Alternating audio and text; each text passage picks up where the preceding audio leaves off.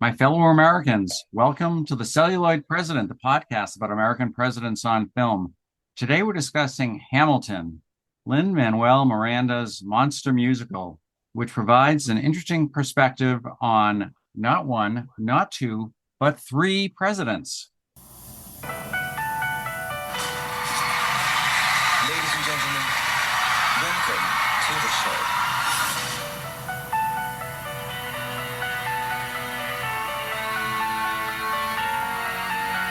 The $10 founding father without a father got a lot farther by working a lot harder, by being a lot smarter, by being the self-starter to your union. And I hope that you provide, you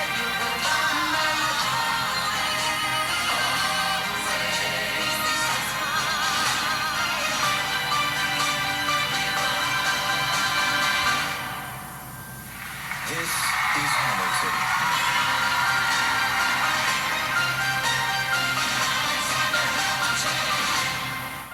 I'm Gary Holmes, and joining me today via Zoom from California is Jim Robinson. Jim, did you give away your shot? Well, you could say I did because I actually turned down a speechwriting job for president of the United States once. And was it because of family considerations or high principle? No, I was just lazy and didn't want to work that hard. So I guess I really missed my chance to be in the room where it happens, the room where it happens. Okay. How about you? This is actually a profound question, especially at our age, because it asks whether we took advantage of our opportunities and talents.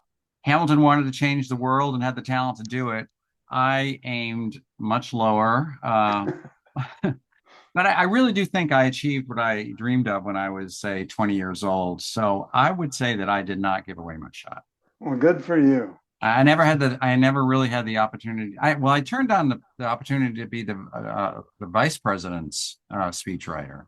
But that's definitely in the room where it doesn't happen. All right, so we're going to do, after that 30 seconds of introspection, let's quickly move away from that and Spend the rest of the time explaining what those references mean that's right. for those that haven't seen what we're Yeah. talking about. I'm sure that everyone who's listening knows what we're talking about. I think you're the last one to have seen it. So we're doing something different today. Not only are we discussing our first musical, but we're not even discussing a movie at all. We're talking about the Broadway play. I watched a video recording of a performance on Disney Plus, and Jim watched it on YouTube. And in both cases, we watched performances with the original cast. So, and I actually have seen it. I saw it with the original cast like 9 years ago. So this is a podcast about presidents, and I want to make sure we leave plenty of time to talk about them. But let's briefly discuss our relationship with Alexander Hamilton. Jim, before watching this video, did you have strong feelings about the guy? I never really studied him or his backstory that closely. He wasn't a president, so that put him in a different category. But of course, I studied and was made to study his main work product quite closely, the Federalist Papers, Right. in all of my poli-sci studies. And of course, I knew about his death, his duel. I'm really glad he's undergoing renewed or heightened interest as a result of this musical. And of course, I love to tweak my anti-tariff friends who happen to like Hamilton, since Hamilton was really the godfather of high tariffs. So we can have a lot of fun with that, right, Gary? Oh, that'll be hilarious. I can't wait for that. The fact that it was 250 years ago and the country hasn't changed at all since then doesn't Right. make any difference. Anyway, he's actually my favorite founding father, except for Washington himself. 30 years, he was at the center of everything important that was happening in this country. He wasn't as essential to winning the revolution as some others, although being Washington's top aide is not nothing. But he was crucial to making sure the states ratified the Constitution and the country itself survived. First, he put the country on a firm financial footing. He established the national bank. He created a national currency. He issued the first U.S. bonds. And he's a founding member of the conservative faction in American politics and someone who advocated for a country based on commercial dynamism rather than a landed gentry. and agriculture. So yeah, he's my kind of guy. I think those are all fair points. And my joke about tariffs aside, um, and we'll see this in the musical, it does go to show you it's very difficult to use today's standards and apply them to any of the founding fathers in terms of personal conduct, in terms of their policy views. The times were different, the context, the point of time and history of the country was different. However, be that as it may, in addition to his support of high tariffs, he also made a speech at the Constitutional Convention calling for a lifetime term for the President of the United States. Shh, don't tell anyone, tell today's occupant. Um, he did establish the national bank, but then he established his own bank, the Bank of New York, and used the National Bank of the United States to steer business in his direction and to sort of choke off competitors. That was one source of friction with Burr, who also had a bank and couldn't get the business that Hamilton got. And he took the opposite side of Burr's relatively pro-immigrant and pro-women's rights positions. So yeah, he's a fascinating figure and a mixed bag. I forgot to mention that he founded the New York Post. Oh, really? Yeah, Yeah, yeah, he was I didn't on. catch that. Yeah, and And there's well, they didn't mention it in the movie, but he founded the New York Post, which still brags about being the oldest continuing publishing paper in the country, and one of the best. and one of the best now.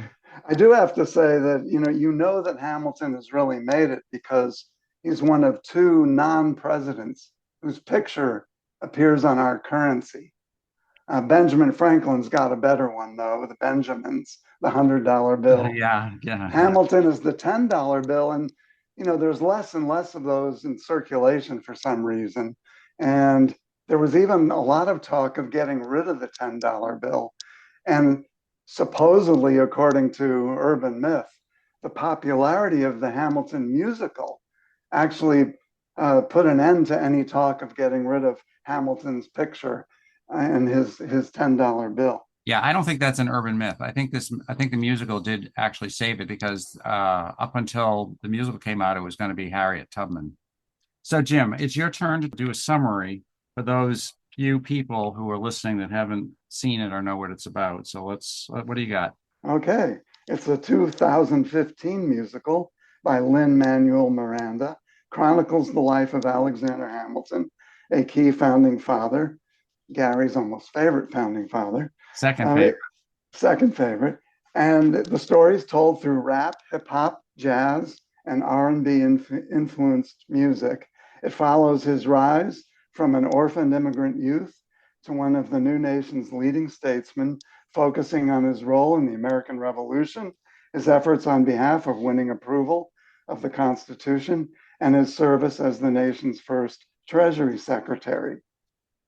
Key events include his service as Washington's aide, his personal and very intense rivalry with Aaron Burr, the play's key antagonist, and his political rivalry with Thomas Jefferson, his marriage to Eliza Schuyler, and his scandals, including the Reynolds affair conducted while his wife was away and while the workaholic Hamilton was, well, working hard day and night. The story culminates in Hamilton's fatal duel with Burr, which eerily echoed the death of Hamilton's son in a similar fashion just a few years earlier. Through music and storytelling, the play manages to humanize and make accessible to modern audiences key founding fathers who have otherwise fallen into obscurity. And it does so in an unorthodox, inventive, audacious, and entertaining fashion. Okay, bravo, bravo, very good, very good. This is the part where I usually talk about the box office. Obviously, we don't have box office receipts, but I can say that the Broadway show alone has grossed over $1 billion and counting, with another $500 million in revenue from touring companies, TV rights, movie rights, etc. Last year alone, it generated another 98 million, so the money keeps rolling in. It's the fourth highest grossing musical of all time after The Lion King, Wicked, and Phantom of the Opera. at the 2016 Tony Awards. It received a record-breaking 16 nominations and won 11 awards, including Best Musical.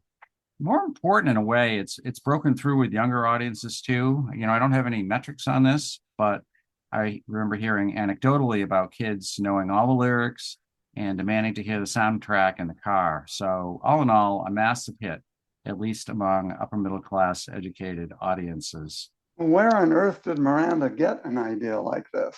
Well, What funny triggered that this? you say that, because the musical was conceived by Lin-Manuel Miranda, who read Ron Chernow's biography on Hamilton and had the insight that Hamilton, who was an orphaned poor bastard from the Caribbean island of Nevis, and basically the lowest of the low among white society when he immigrated to America, was as underprivileged in the 1770s as immigrants and slave descendants today.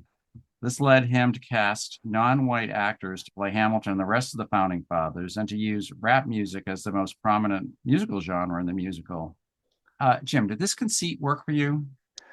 Yes, it did, but it took about 20 minutes or so before it did, because I was so stunned by the way of talking and the way of singing. Um, and so in the opening scenes, I was basically saying to myself, are you kidding me? But then it draws you in as it goes along. And before too long, at least for me, the fact that most of the actors obviously looked nothing like the Oh, yeah. characters they were portraying was completely forgotten. It was a total non-issue to me. And I'd also suggest, and this is for drama critics really, I think it became more of a traditional musical as it went on. More typical type show tunes, more ornate choreography, ballads, that kind of thing, with rap taking a less prominent role. So if I have a suggestion to really old people like me, it's like, give it a chance if you first start watching it. Don't touch that dial, because your rewards will increase as you go along. Well, it worked for me too. I mean, it strips away the many coats of varnish that obscure the Revolutionary War story and makes you think about it in a fresh new way. It's kind of like when you have like a music a song, a Beatles song, for example, that someone else records, and you hear it in a totally different perspective. Yeah, And it's so, and I would just say, if this were an all white cast with regular Broadway songs, it would have just been the musical 1776 all over again, and complete flop, and never would have reached. Not only been not popular, but it never would have reached the young audiences that it's done. yeah. The Interesting. other thing, Go the other ahead. thing I'd say though about terms of who can get into this Yeah, is that we have to recognize that there's a significant part of the pop culture audience that just doesn't dig musicals at all. yeah, And I know a lot of people that they find the whole device or conceit of a dramatic presentation and then people seemingly without warning starting to sing and dance. right. That doesn't work for a lot of people. So, and I'd say I'm a middling fan of musicals. I'm not a huge fan of them. I could probably count on the fingers of one, not even two hands, the ones I really like and would go back to. If you're not a fan of musicals, you're going to have an issue. Yeah. No, that's true. The thing with musicals is that they are a bastardization of operas, right? Yeah. And ballet. It's sort of a combination of opera ballet, but then they popularize it to make it, easy. It's basically an easy listening opera. Yeah. Uh, Did your parents like them? oh God, yes. Me We had too. My parents were so into them. the first albums we ever had in our house were all original cast Yeah. recordings. Same here. I think it was a Oklahoma. really big thing then in middle class Oklahoma. America. If you want to induce me into a sudden nostalgia coma, just start singing "Oh, What a Beautiful Morning." Anyway, what did you think of Miranda's performance? It was good, but it wasn't the best. I thought Burr was the best, Yeah, Washington a close second, and the Jefferson and Angelica Schuyler characters were the best singers. But it didn't need to be the best, because Miranda's real achievement was the vision and the talent to get this done in the first place. I agree with you. He Duff is not the best at all. He's probably not the best singer, but he does. I think he does a fairly good job of portraying a young man in a hurry who thought his time on Earth was short. Unlike Aaron Burr, who's his temperamental opposite, a nemesis in the movie, he gets what he wants through enormous talent, pure will, and hard work, not by being a smooth politician. And the performance makes Hamilton very sympathetic. If I had one criticism of Miranda's performance, it's that Hamilton was enormously handsome and charismatic, which Miranda is not. Mm-hmm. And if he was prepared, if they ever do make a movie out of this, they're gonna have to get a really super duper handsome, sexy guy.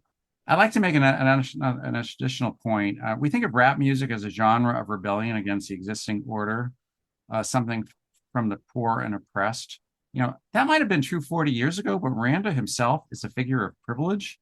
His father was Louis Miranda, a political insider or a New York City political consultant, and Miranda himself went to Wesleyan.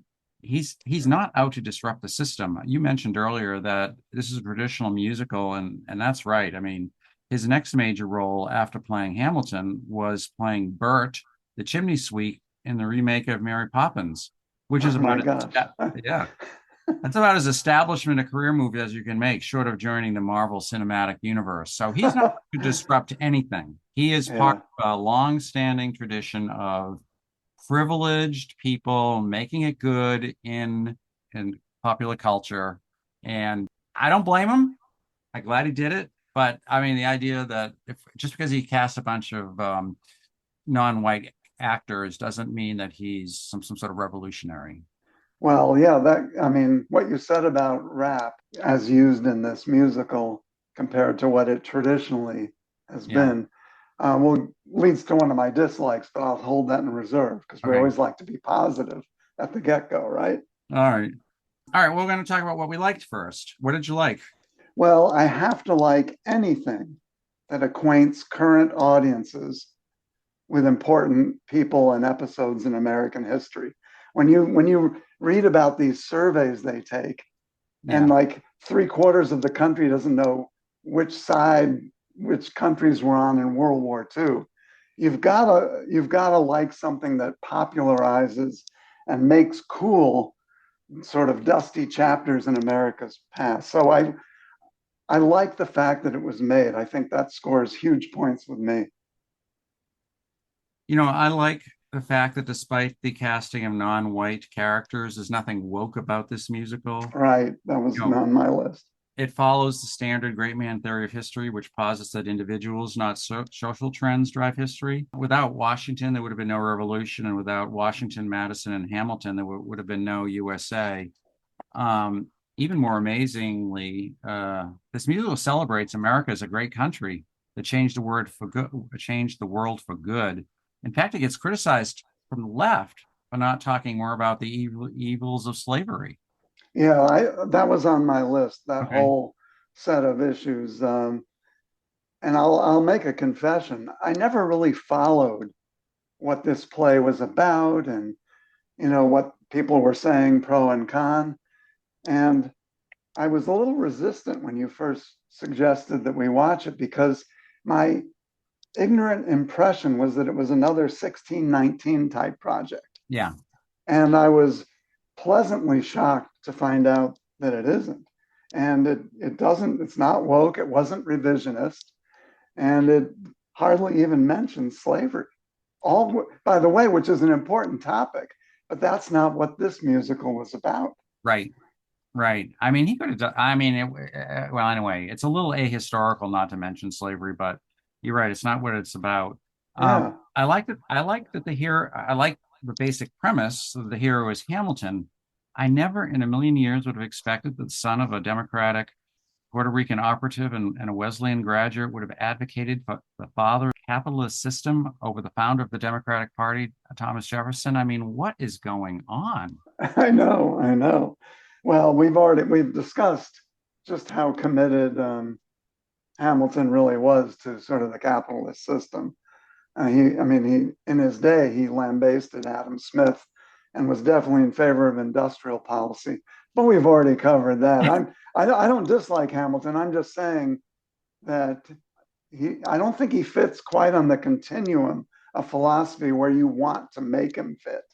The way I view politics is that not through the lens of particular policy positions over the course of time, because over the course of time, certain people stand for state rights, and later different, whole different people will stand for state rights.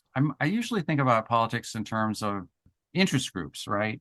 Yeah, Like who and Hamilton represents the productive, forward-looking part of the country back then. And I identify with that part then and now. And whether protectionism worked then doesn't necessarily mean now. I mean, that group of people who were business leaders back in the 1790s probably were wanted to be protected, and now they don't. yeah. I also like the way all the major characters were portrayed as not perfect. That they had faults, Mhm. they had excesses, and in the process, they therefore became human. And I was a little worried in the opening third that we weren't going to get very good characterizations. But as the musical went on, it actually got quite nuanced and deep, even with Burr when he sang his song about his love affair and all that. And in the end when he talked about what he had done to Burr, I thought it made these people human, and that's not easy to do with the founding fathers. Yeah, no, I agree with you there. I mean, I also like the music and lyrics, which I think are clever and enjoyable. Like you, it takes a while to get into the rhythm and cadence of the music. But once you do, it's kind of a thrill ride. And I like that it's still a stage musical and not a movie. They made Les Miserables into a movie, and it just didn't work. Movies are too Yeah. movies are too realistic an art form to mix singing and dancing with death and despair. Yeah. I So, but think how do they? Chorus Line was another example. Yeah. Chorus Line, which was one of the biggest of all time. Yeah. And if I'm not mistaken, I never saw I listened to the soundtrack, but I never saw the play or the movie. But if I'm not mistaken, the movie disappointed mightily. Well, let's talk about Cats. I mean, I actually did see that, and it was terrible. And Yeah, so is sometimes. I mean, sometimes you get the Sound of Music, and sometimes you get Cats. yeah. All right, what didn't you like? Well, as referenced earlier, I happen to be one who likes and liked rap and listened to a lot of it, though not recently. And I gotta say, I don't think the rap or the rapping, especially in the opening phases, was that good or that skillful. Frankly, a little subpar in terms of the artistry of the rap genre. Now, maybe it's because precisely what you mentioned, that it wasn't trying to outrage and be edgy and be slanderous and insult people like rap does in its form. But I just think there's a lot of better rap around than what was in this musical. Well, I literally know nothing about rap. I'm as bad as my parents were when they were talking about, you know, the Beatles. So I have no opinion on whether this was good rap or not good rap. Yeah, But it would make sense. I mean, this is definitely a G-rated version, maybe a PG rated version of rap. They don't swear very much, and there's one lyric that makes a joke about the F word, but they stop short uh, yeah. of using it. I Uh, also thought the sets and the choreography seemed a little bit minimalist to me and not particularly imaginative. I think, again, that improved as it went along.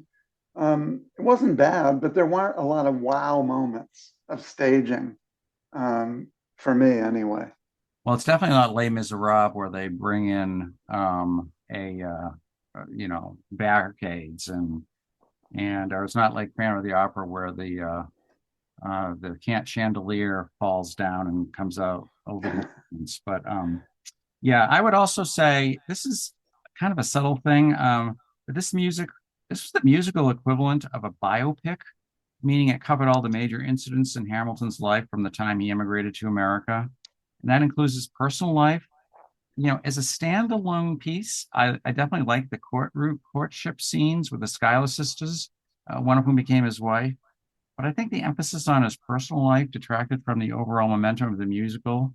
And I have to say, Hmm. the death of his son was also very extremely affecting to me. But it's like, I mean, what is that doing here? I know if we're doing a musical about Alexander Hamilton's entire life, yes. If we're doing a musical about how important Alexander Hamilton was to the country, maybe some of those scenes could have been cut. Yeah. And I would say not as a dislike, but as a warning, you have to work really hard as a member of the audience Oh yeah, when watching this performance. There's almost no non-musical dialogue. When I see traditional musicals, there's sort of a pattern, a syncopatic pattern that you fall into, and the songs are kind of a respite. So you got your dramatic scenes in a regular musical, and then a song comes on, and you can sort of rest one part of your brain because the song doesn't really drive the story additionally until you go back to the non-musical parts. This is almost all music.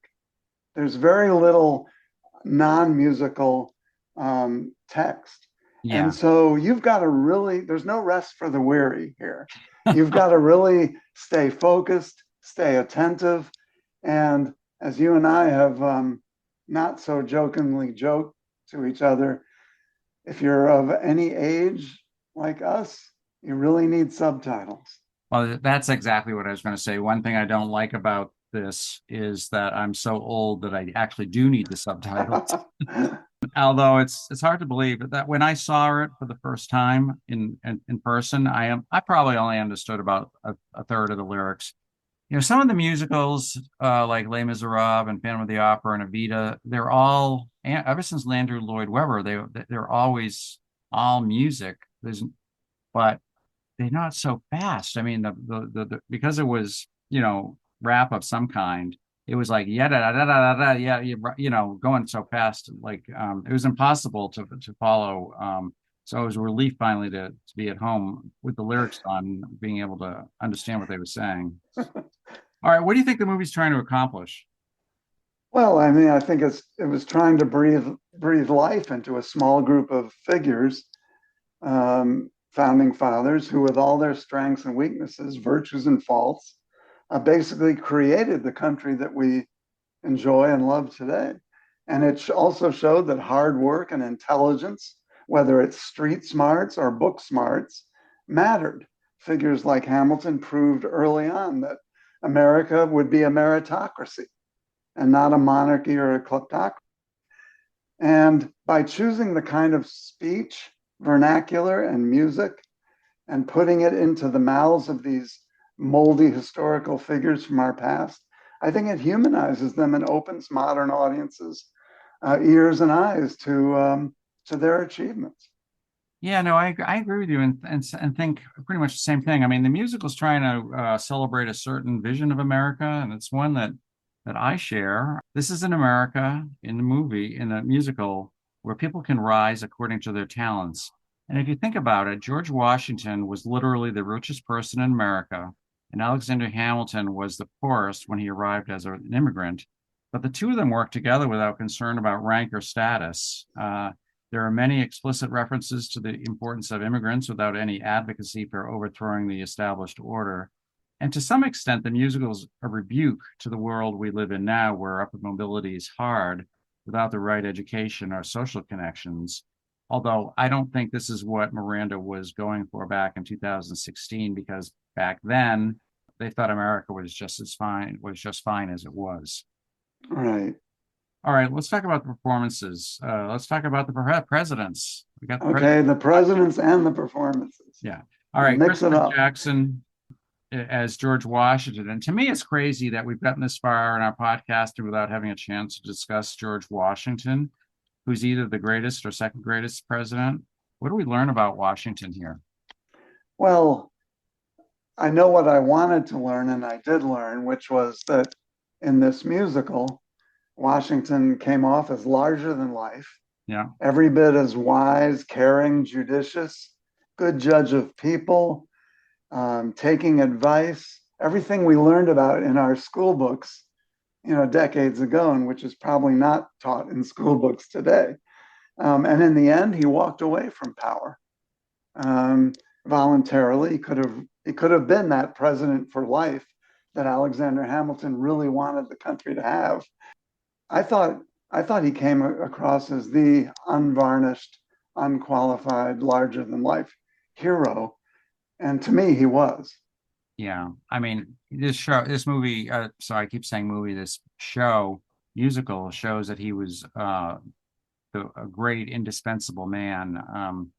He's someone who understood the big picture and was so respected that he held the country together. A military leader who made a lot of mistakes but kept plowing ahead. He was a father without a son, and Hamilton was a son without a father, and the bond they had over 20 years is evident here. Yeah, He's played as a very serious guy who's concerned about how history remember him. And I'm sure you remember from our PS 101 class with Professor Dry how that the importance of virtue has played in political leadership ever since the Greeks and Roman, and no one ever embodied that more than Washington, who wanted to be understood as a person of virtue. yeah. And in terms of the nits and gnats of his various decisions as president, the problem is everything he did as the first president Yeah. was going to be unusual or new, and we can't read too much into different things. I mean, they had the Whiskey Rebellion where people were rebelling because the federal government actually had the temerity to impose a tax. Well, that doesn't big deal compared to what's happened since. I do have to give a shout out to one of my main bugaboos for today, and that is Washington's warning as he was preparing to leave, that we should beware of all foreign alliances. It's too bad we didn't listen. All right. Well, yes, he was the original America First. All right. David Diggs plays both Lafayette and Thomas Jefferson. He won a Tony Award for Best Supporting Actor in a Musical. If you're interested in our thoughts on Thomas Jefferson, I suggest you listen to our podcast on Jefferson in Paris from last year. As portrayed in the musical, Jefferson is a schemer and a dilettante. Oh, was this fair to him? Well, as I mentioned, I thought this actor did really well, and he had the best male singing voice. He was almost like a rock singer. I was frankly expecting worse treatment than what based on what you had told me prior. And what was interesting to me was how sputtering, small-minded, and intemperate the genius Hamilton character became whenever he was around Jefferson or whenever he was thinking about Jefferson. I mean, almost like he got triggered by Jefferson to an inordinate degree. So here you have a very, very intelligent person getting unusually and emotionally triggered by a fellow political leader, which also has shades of some folks today. So I was more interested in Hamilton's outsized reaction to Jefferson than I was by, how nasty, we may have thought Jefferson portrayed. As for his song, as for the famous song, what happened while I was away. Yeah.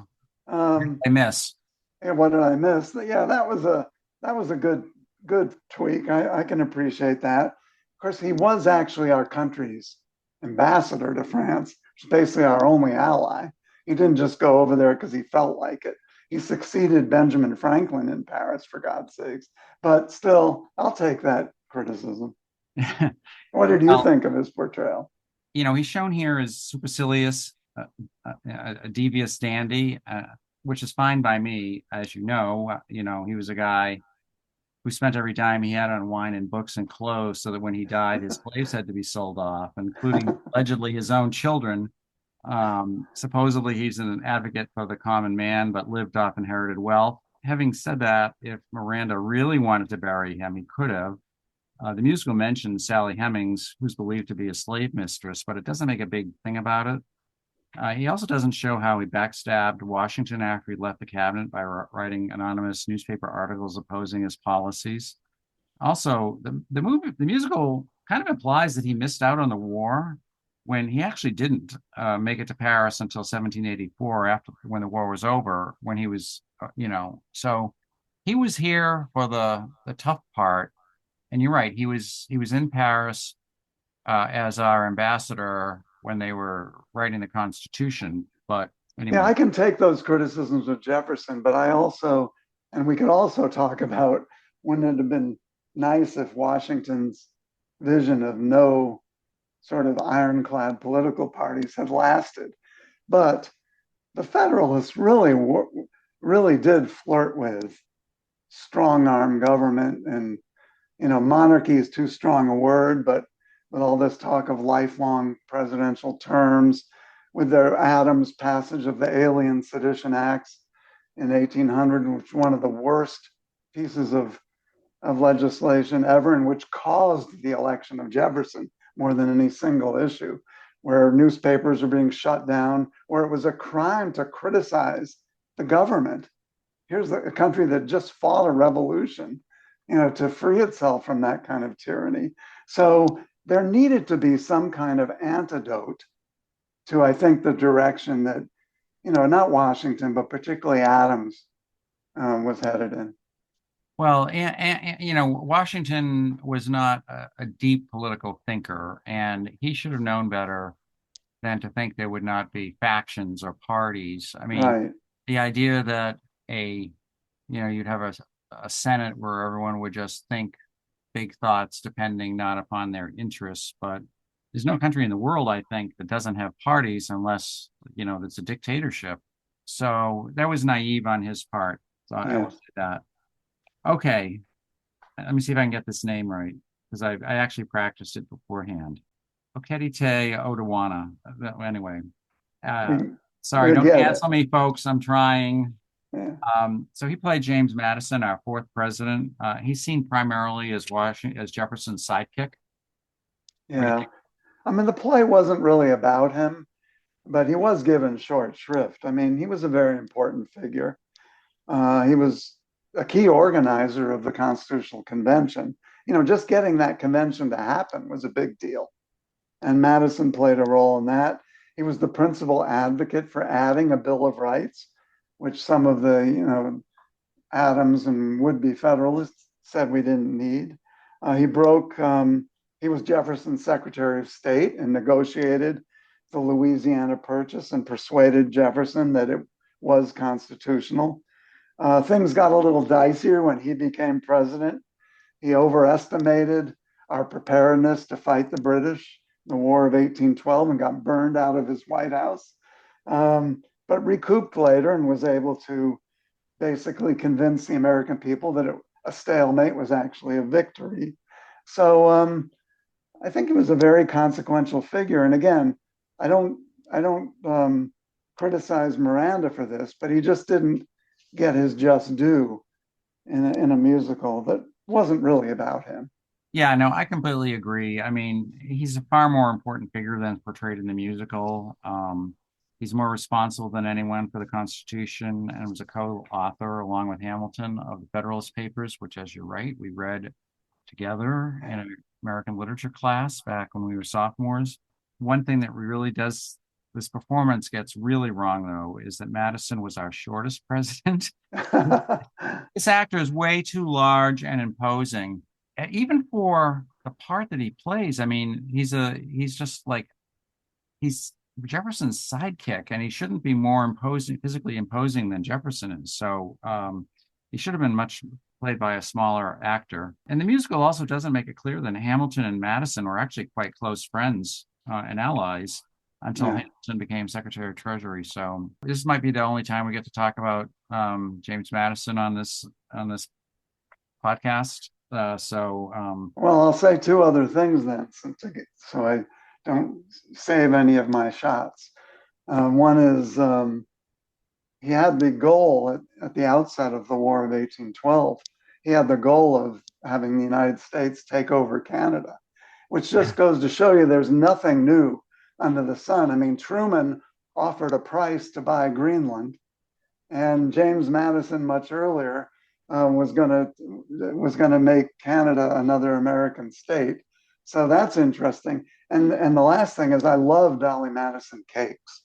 When I I was was a going to say, kid. it's funny you say that. I was just about to say that he might be the only president whose wife is more famous than he is.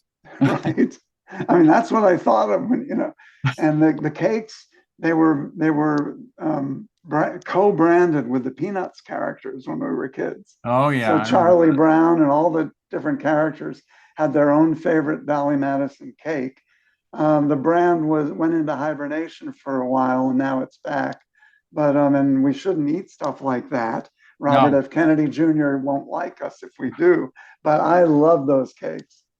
I was also say one last thing about Madison is that he was yeah, he was president when the British invaded Washington and burned down the White House, and he escaped by like an hour. So it's like a very ignominious thing, but he was one of our great Americans. So I think he could have gotten a little bit more love in this thing. But there's so many characters. One of whom was Aaron Burr, Hmm. who's portrayed here by Leslie Odom Jr. He wasn't president, but he came close. He has the second biggest role in the show and is Hamilton's primary antagonist and clearly the villain. Odom won the Tony for best leading role in a musical. What do you think? Well, I thought he did the best job in the musical. He's a very interesting figure historically. His maternal grandfather was Jonathan Edwards, Oh, the fiery Congregationalist theologian. And initially, apparently, Burr wanted to follow in his grandfather's footsteps and be a theologian, but I don't think he'd quite make it as a Puritan. Do you? Um, he instead turned to more fitting occupations: a lawyer, a politician, and a banker. He was the prime mover in New York of creating the Tammany Hall political machine. He was a genuine war hero, but got estranged from Washington and was jealous of Hamilton's relationship to Washington. And he was a master political schemer and manipulator, notorious womanizer, many children all over the place, in and out of wedlock, frequenting prostitutes. Which actor wouldn't love a role like that? yeah, he's the opposite. He's in this play, at least. He's the opposite of Hamilton in every way. I mean, Hamilton says what he thinks plainly and simply acts on it. Burr is a slippery politician whose advice is to talk less, smile more. Burr killed Hamilton, tried to steal the 1804 election from Jefferson, and was tried for treason, something that's not shown in the musical. It's easy to depict him as a villain, and I'm not going to do revisionist history here to try and rehabilitate him. But I'll say that Odom does play him with a lot of compassion, though. Uh, Yeah, as someone who tried hard to climb to the top, but was thwarted by the real leaders who pretty much scorned him for being so slippery. And what this role reminded me of in Jesus Christ Superstar, Judas laments that his role was to be remembered in history as the worst betrayer that ever lived. And Burr kind of has the same role here as, he's known in history as someone who did something terrible, and that was killing Hamilton. And that's what he's primarily known for. yeah. And he came pretty close to being president. Yeah, It was at a time when whoever placed number two in the electoral college would become vice president, and who placed number one would become president. And there was kind of a deal, since Jefferson and Burr were in the same party, one a Southern Democrat Republican, the other a Northern Democrat Republican. It was kind of supposed to be that Burr would come in second, so they right. would have a unified leadership team if they won the election. But somehow things got a little manipulated, and lo and behold, Aaron Burr tied Jefferson. And so then there had to be more machinations. to make sure that Jefferson came out on top, and he did. And I think Hamilton had some role in that. But he came pretty damn close to becoming president of the United States. So what happens, of course, back then is that if there's a tie in the Electoral College, as you said, um, the House of Representatives would have to, Right, and the Federalists really wanted to mess things up. They could have voted for Federalist congressman. They could have voted for Burr and instead of Adams. right. And Hamilton like waged a campaign to convince the Federalists not to vote for Burr, but to vote for Hamilton instead, because he thought that Hamilton Vote for Jefferson. was more was an on a more on was honest and Right. principled, and that Burr was unprincipled. Yeah, and supposedly there was in the room where it happens, a deal that that this is just speculation, historical speculation, that Jefferson wouldn't get rid of the national bank after all, in exchange for getting, I think, the New Jersey delegation or something to vote for him in the House and make him president. Yeah. There's all sorts of intricate history there that we don't have time to get into. Yeah, I mean, the thing about this movie or this musical that is clear is that politics was extremely nasty back then. And in a way has always been nasty, and we should just relax about how things are now because Right. it happens in a democracy. I mean, people get really riled up. And we should be thankful that the 12th Amendment changed the way we elect vice presidents. Oh yeah. Because if it hadn't, if we had the system they started with, where the number two runner up in the presidential race becomes vice president, think about that. Hillary Clinton would have been vice president to Donald Trump after 2016. In 2020, Trump would have been demoted to vice president and served under Joe Biden. And right now, Kamala Harris would still be vice president under Donald Trump. Now, I all know we all wish for the day when there was less rancor and less divisiveness in our politics, but that's going a little bit too far. Yeah, and these are not hypotheticals because that's exactly what happened in the election of 1796. Right. And Adams was president and Jefferson was vice president. Anyway, they did change that so that that wouldn't happen again in the 12th Amendment. And you're welcome for that little political science lesson there. Okay, we need to discuss the Schuyler sisters, or we'll be accused of erasing women from history. Philippa Sue plays Hamilton's sweet, long-suffering wife Elizabeth, and Renee Goldsberry plays the more fiery sister Angelica. Goldberry won the Tony for Best Supporting Actress in a Musical. What do you think? I thought, as I said, I think she was the best singer. And you could really see her incredible talent in the number Satisfied when she sang that song. I just thought she was outstanding. But I have to say, I was more moved by the wife's story, by Eliza's story. And I love the coda at the end when her achievements, independent of Hamilton, were recounted. I got more choked up then than I did when Hamilton was killed. And I think it sort of made a point that not everybody's achievements has to be through the accumulation of political power and getting elected to this or that office. Well, I thought they had some of the best, some of the musical's best and emotional songs, which soften the show for people who don't want a straight history lesson. And I love the songs and the characters. I also thought that storyline was a tangent that weakened the overall message of the show. But I can see why it needed to be in there. Otherwise, it would have been straightforward and then singing all the time. And even Miranda wouldn't have been able to get away with that. We needed a few ballads, nice ballads in the musical. They were great. They were very terrific. Those women were fantastic. And I think they've both gone on to good, big careers. All right.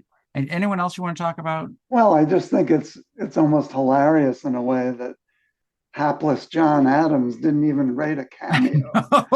I mean, he was the successor to George Washington, for God's sakes. and he just is like he was a non-entity. There was references to him, Yeah. including a rather scatological reference at one point. But I felt just that was like, is that making a point? This is the problem when you're taking a 700-page book and trying to condense it down into maybe, I don't know, 20 songs. All right, let's turn to I just have to mention the King George III character, yeah, which yeah. provided the comic relief. And and it was very, very great, scripting and musicality when he sang his signature song, that it wasn't rap, it wasn't hip hop, it wasn't R&B, it was a kind of synthetic Brit pop number sung almost like it was a boy band member singing and sort of jerking around a little bit with his body on the stage. I just thought it was hilarious. Yeah, that was, I was going to say, so we're going to go on to favorite scenes next. And I'll say that the song You'll Be Back, in which George expresses his confidence that the revolution will fail, was one of my favorite scenes. The song provides the comic relief that you talked about. It's very witty. Uh, King George is the only character in the musical played by a white actor. In this case, it's Jonathan Groff, who's an old-fashioned Broadway star, currently starring on Broadway in the Bobby Darin story. Oh, yeah, he So, was good. He was yeah, good. no, it was very good. I mean, it was hilarious and definitely one of my favorite scenes. All right, what are Yeah. your favorite scenes? Well, do we want to talk about the history, or do we Oh, want that's to right. just? Oh, yeah, yeah, yeah. Sorry. Well, yeah, let's talk about the history first. I agree that was one of my favorite scenes. I thought the key Hamilton bio points were quite accurate. His role with Washington, the Federalist Papers, the National Bank, the affair, the tensions and disputes with Burr and Jefferson, and of course his death. Um, the one sort of dicey historical update, if you will, was this emphasis on Hamilton as an immigrant. I think this was definitely a case of transposing the way we think about immigrants today to the consciousness or lack thereof of immigrants back then. He was not, strictly speaking, an immigrant when he came to the colonies. He moved from one part of the British Commonwealth to another part. He was a citizen automatically and immediately when the government was formed, which is why he was eligible to run for president. So I think he took a little bit of historical license, not in the fact that he wasn't from the colonies, but the fact that they imbued it with this, as if there would be the same consciousness of how I'm an immigrant as there would be today. That's not to say that it wasn't accurate that he came from the lower class without privilege and without caste or class, but it was definitely, I thought, a little bit overdone on the immigrant theme. I thought this was possibly the most historically accurate thing we've discussed so far. Hmm. Miranda worked hard with Ron Chernow, the actor of the very popular biography, to make it as accurate as possible. So if Chernow says it's accurate enough, that's good enough for me. Yeah. Have you Um, read the book? I have read the book. I I read want to now that I've seen this. I read it about 15 years ago. I kind of wanted to say read it again. If I was getting paid to do this podcast, I might have read it again before we did the podcast. But what about all our advertisers, all the revenue from that? I actually met Ron Chernow about a month ago. I went to a book reading for a his new biography on Mark Twain. He was doing a book reading, and I went up and introduced myself later. And I guess that maybe I should have asked him if he'd come on the podcast to discuss this, but I didn't. I wasn't quick-witted enough. And I'm sure that he would have carved out plenty of time to be our guest. Yes. I would say, I mean, I have some nits. I mean, which is obviously they're in here to make everything move smoothly, but he didn't meet Burr, Lafayette, and his other friends in a bar. He didn't seek out Burr's friendship. He didn't return to New York throughout the entire Revolutionary War. Mm-hmm. Things like that. And the Schuyler family was much larger than indicated. They did have brothers. There were sons, even though right. the play said there were no sons. Yeah, and he didn't meet Angelica first, and then get it, and then have her, magnanimously give him up and turn him over to Eliza. In fact, she wasn't even in the country when they met or got married. But there's something true about that is that Angelica and Hamilton actually were letter writing soulmates, Mm, and they were probably more on the same wavelength than he was. I mean, in this idea of someone that you talk to intellectually, she might have been on his level. So, I mean, fundamentally, it was accurate, but some of these details were all were made up. yeah, and of course, there remains a lot of historical dispute over the duel itself. Who really fired first? Did Hamilton, who provided the pistols, Yeah, and who did he or did he not outfit them with the hair triggers that would cause them to be more easily fired? Did he aim at the sky or not? There are even the eyewitnesses, of course, who were all party to crimes, have reason to spin right. things their way. The eyewitnesses differed, so there, there's some dispute, I think, remaining. I don't know what the Chernow biography said, but about the duel itself. All right. I've already talked about one of my favorite scenes, which is the song "You'll Be Back." What Yes, about that's you? on my list too. Okay, what else you got? The wait for it. I thought of this not so much as in scenes as numbers, songs. Yeah, exactly. I should You have know, brought down songs. What's your favorite song? yeah. Well, I liked The Room Where It Happens. Yeah, I just thought it okay. was a fantastic presentation, and its ability to lay out complex issues and the virtues of compromise, which I know you love, Yeah. um, in a very catchy song is really a pretty amazing achievement. It's the one phrase and ditty, if you will, that I still start humming to myself or saying along to myself when I'm walking the dog or something, and so that was really one of my favorites. Well, it's probably the most famous line from the musical, "The Room Where It Happens."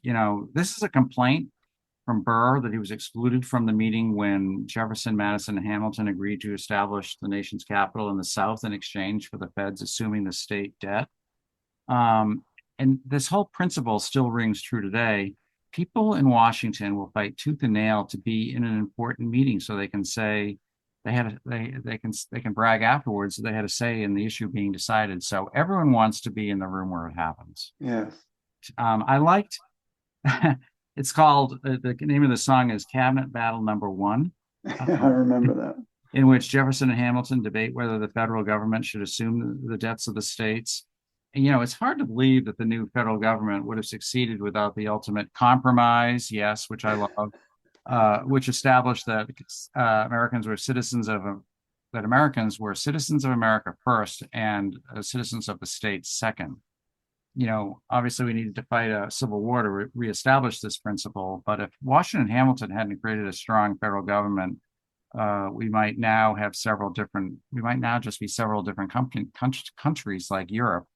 And it's not a musical success, but I mean, just like I was enraptured listening to this because I just liked how the arguments went back and forth. Again, it's Yeah. not musical, but it's it's a song of high political science value. Yeah. I really like the wrap up. Who lives, who dies, who tells the story. It wrapped up all the characters, and it also kind of summarized the purpose of the musical, you know that succeeding generations need storytelling, and to know where they came from and know that how the country they live in came about. And it does matter who tells the story, as we've seen with all Mm-hmm. the current recent disputes over, was America a perfect place or an evil place?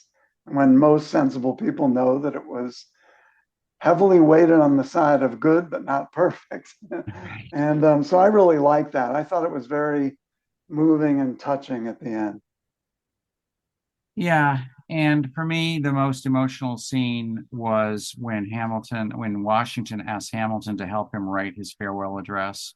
Yeah. This is one of the few times in history that a leader voluntarily gave up power, thus establishing the principle that the nation was greater than one man. And it was just so touching. And when we get to favorite lines, I'll be reciting some of those lyrics. Yeah, I thought it was inspiring. I thought it was very inspiring. All right. What about we usually do favorite lines, which in this case really means favorite lyrics. I went to the soundtrack lyrics and just pulled my favorite. I don't know if you I just scribbled down, not perfectly, okay. several of them. I So what do you liked got? I liked Burr's advice to Hamilton sort of early on. Talk less, smile more. Don't let them know what you're against, but what you're for, which is sort of good, glib, slick politician advice. The Slick It's like a Willie kind of political consultant would say. exactly. You know. Exactly. I would say, as you know, I'm going to lyric from "You'll Be Back." What King George says is, "Oceans rise, empires fall. We have seen each other through it all. And when push comes to shove, I will send an fully armed battalion to remind you of my love." That's great. And I know. another one of his, I don't know if it was in his first appearance or second. When your people say they hate you, don't come crawling back to me. Which is, you got, all right, you got a democracy, and now you're going to have all these like pain in the ass average citizens like saying they hate you or they love you or whatever.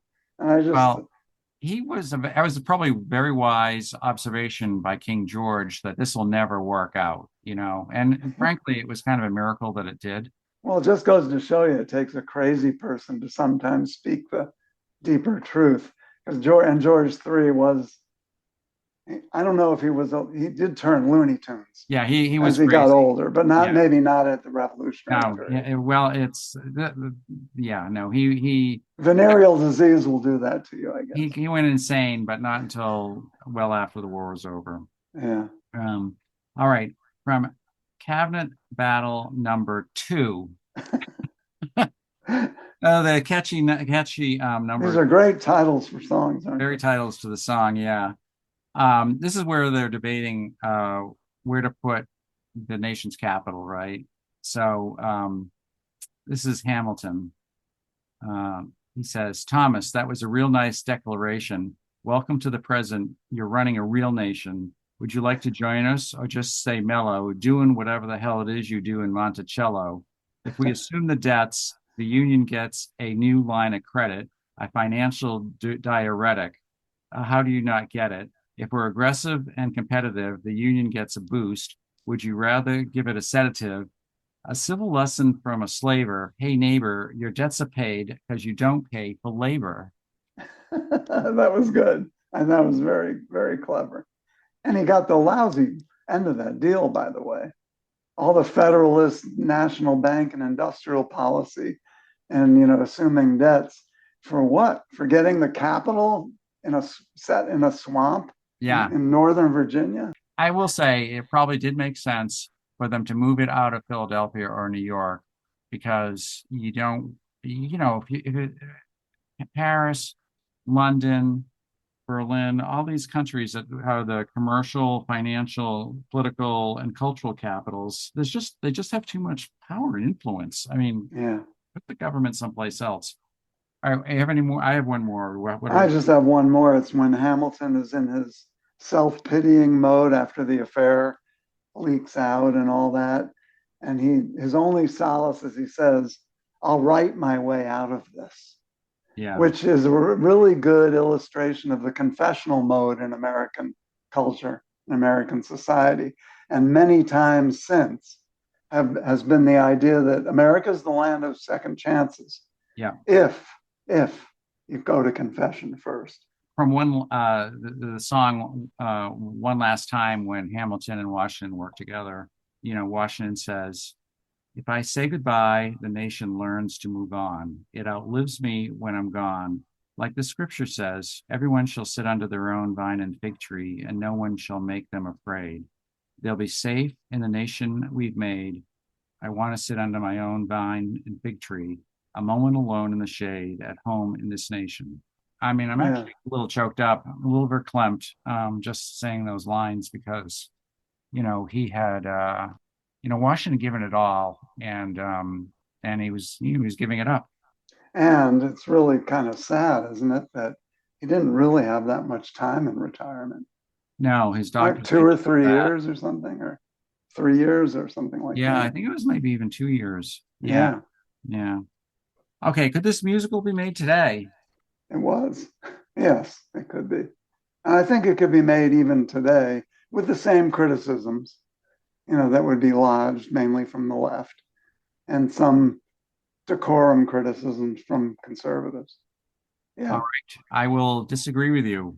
I I would say this musical came out at a very specific time during the end of the Obama administration, at a time when it seemed like the long arc of history was bending the right way.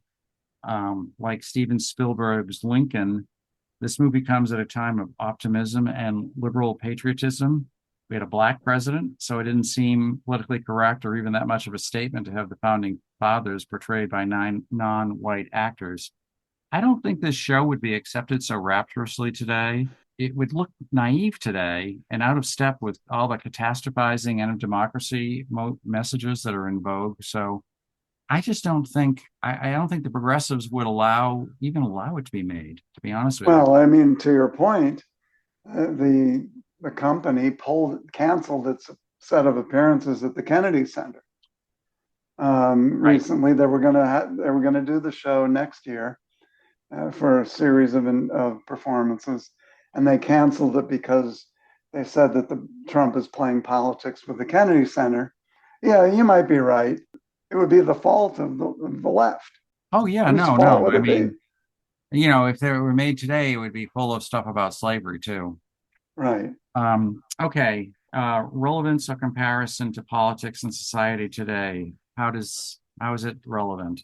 Well, Miranda made it relevant simply by creating the musical in the first place and by telling an old story in new language and in new styles of music. So he sort of forced it to be relevant, and kudos to him.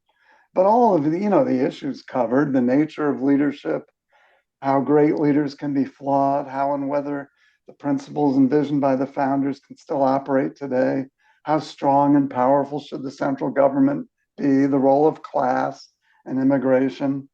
All of those issues are relevant. Yeah, I mean, exactly, exactly. The question of how people rise in politics and what it takes to succeed is always relevant. Yeah. This question is present in the very first line of the show. How does a bastard, orphan son of a whore, and a Scotsman dropped in the middle of a forgotten spot in the Caribbean by Providence, impoverished in squalor, grow up to be a hero and a scholar? Interestingly, politics is one place in America where a low-born person with talent can still rise, just based on talent and hard work. Two obvious examples of two people who have risen from like basically nothing to basically something are AOC and JD Vance. Yeah. I mean, JD Vance in particular was like at the lowest of the low. So and it's also relevant that we no longer have duels to the death, but we do have Twitter campaigns to destroy each other's reputation. So, still nasty. And we still have efforts to jail political opponents, Yeah. as Jefferson tried to do with Burr. After all of the dual charges were dropped, Burr got himself into more escapades and got charged with treason for wanting to establish some kind of dynasty in the southwestern territories. I mean, so yeah, some things change, some things don't change. Yeah. All right. If you were a high school teacher, would you assign this musical? I would. I think that, I mean, it depends where the school is located, perhaps, but I think it would interest and provoke the students to take an interest in historical figures that they might otherwise yawn over. And I'd accompany it with plenty of background lessons. But yeah, Yeah, I think I would totally. I mean, this is probably the best movie that we've seen. Well, except Lincoln, I love that. But this is a great way to teach American history, and so I would absolutely show it. All right, how would you grade this? I give it an A for ambition and vision, and a B for execution, the performance, the music, the staging. So B plus. Okay, I would just give it a straight A. Last words before we move on. I have none. Okay, I just want to mention again, now that we wrap up, that the podcast is available on Apple, Spotify, Amazon, and podcast platforms. You can go there and subscribe and get it on your own all the time. Our next movie will be about another political figure who never became president because he couldn't keep his pants on. We'll be watching The Front Runner, in which Hugh Jackman plays Gary Hart, the one-time favorite to be president before being outed in a famous sex scandal. So we blew our only chance to have a Gary for president. Sorry, Gary. Yeah, we almost had a Gary president. Oh, so close. Gary Hart Pence. We will be talking about that next time. So, au revoir, a bientôt. See you later. Goodbye. Goodbye. 7 years ago, a young man came to a poetry jam that Michelle and I held at the White House. He took the mic and said that he was going to perform a song from something he was working on about the life of somebody who embodies hip-hop, America's first Treasury Secretary. I confess, we all laughed, but who's laughing now? 7 years later, Hamilton has become not only a smash hit, but a civics lesson our kids can't get enough of. One with fierce, youthful energy. One where rap is the language of revolution and hip-hop its urgent soundtrack.